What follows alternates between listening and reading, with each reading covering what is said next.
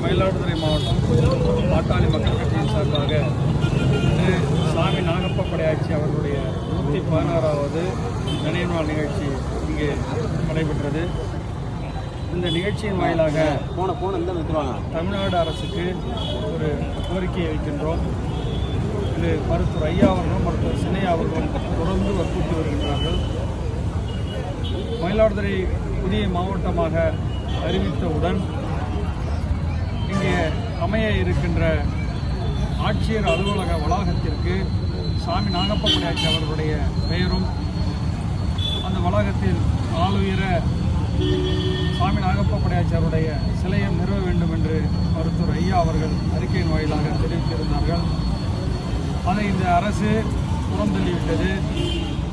அப்படி இருந்தாலும் மயிலாடுதுறையில் அமைய விரைவில் திறப்பு விழா காண இருக்கின்ற பேருந்து நிலையத்திற்கு சாமி நாகப்ப படையாச்சி அவருடைய பெயரை சூட்ட வேண்டும்.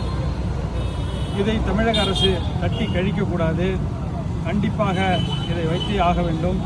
அப்படி தமிழக அரசு வைக்கவில்லை என்றால் பாட்டாளி மக்கள் கட்சி மிகப்பெரிய போராட்டத்தை, முற்றுகை போராட்டத்தை அங்கே செய்யும் என்பதை இதன் வாயிலாக தெரிவித்துக் கொள்கிறேன்.